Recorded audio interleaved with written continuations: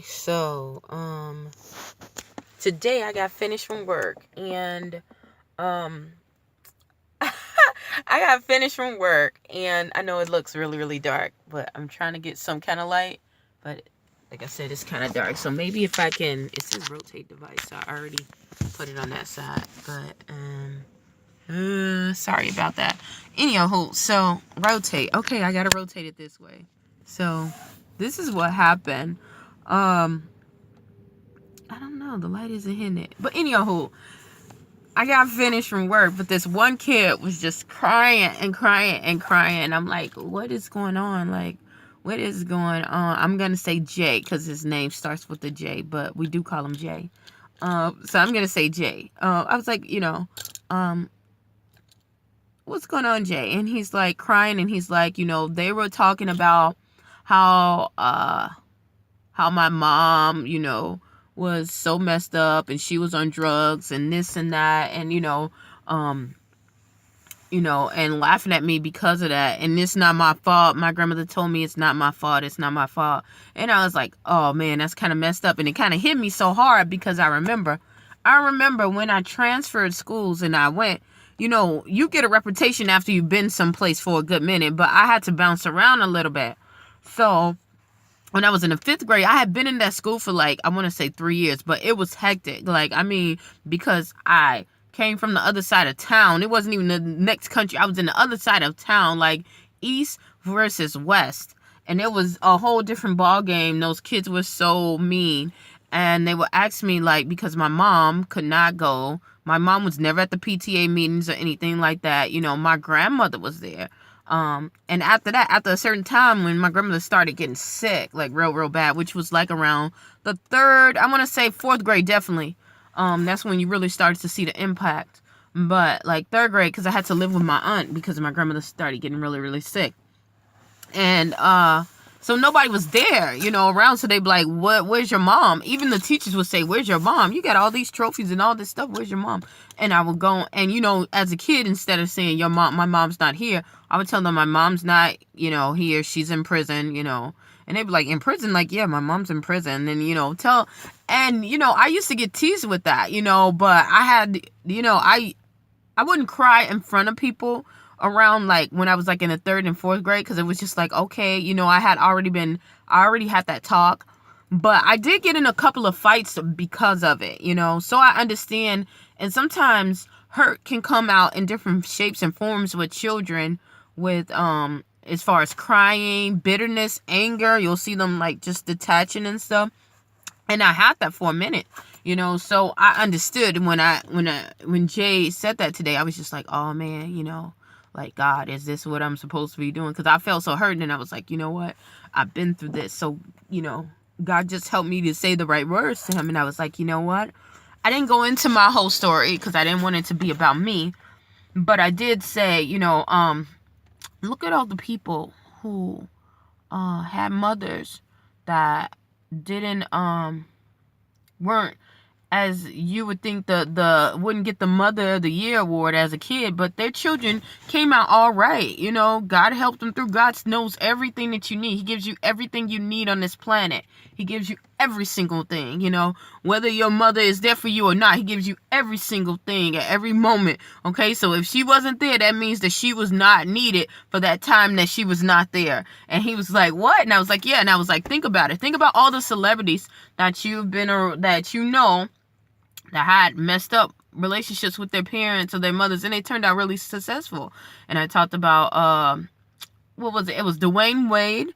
I was telling him about that. His mom was on drugs, and just like his mom, and I talked about Keisha Cole mom, stuff like that. People that he knew and he saw, and he was like, well, I didn't know that. And I was like, yeah, God wraps everything up, in a package, and you never know who you might be a savior to. You might be help to. You might be helping someone. And he was like, savior. I was like, not savior like savior of the world, but I'm saying you don't know who you might help with your story, you're not the only one that's going through this, So when you overcome this, and there's a lot of stuff that those people, those kids, that they're going through themselves. If they got to go and take the time and ridicule you about it, then understand that they're going through some other stuff because they're not focusing on their own problems. Some of those people, your grandparents put you in the nicest shoes, and he does. He comes in as the cleanest person, the cleanest boy I ever seen. You know, he's very respectful. He's very mannerable. He does have a lot of girls coming after him, but that really, really hurted him. He's very a sensitive person. I was like that myself, so it gave me strength, because it's like, you never know what's in a package, you never know what's in the making of that package, God, think about freaking, Ruth in the Bible. Think about Ruth, and I said Ruth, who was it? Gosh. Was it Ruth? No, it was Rima. Rima was a prostitute, and she was really, really messed up. But you know what? Had she not had her children, we wouldn't have the lineage of David, we wouldn't have the lineage of God, so yeah, you don't know what's in the making. You don't know. You do not know. So it's best for you to just be the person that you can be. Whatever you're going through is for a reason. People shouldn't judge, but they do. But you need to teach your kids, and not only your kids, I had to learn this for myself as a kid and as an adult. You're not in charge of where you came from. You are not, you couldn't control how you got to this earth, but you can control how you dictate and how you maneuver around in this earth, and what you agree to and what you don't agree to, as an adult. So, yeah. That's what it was. People are going to hate on greatness, okay? People hated on that Keisha Cole. People hated on the basketball player that I talked about. But you know what? He made it. She wasn't even there for his graduation. Guess what? He made it. And not only did he do that, he brought her out. You never know. And that's what I hope that I do with my mom, if she lets God, go, and if it's God's will. I'll say if it's God's will. But you never know what's in the making. So, stop being so quick to judge, and teach your kids not to be afraid of people when they judge. A rejection is always a blessing. It is always a blessing. Any rejection is always a blessing, and you just really, really need to remember that and keep that in mind. That means that they are not right for you. At that time, that rejection is, they are not right for you. Not that you are wrong. They are not right for you. There will be always somebody that you are right for, and tell them, just teach them not to run, because we live in a society that everyone is getting taught how to, put other people's opinions before, or other people's beliefs before their own. And to devalue their own because it's not the majority. And that's not the case. You know what I'm saying?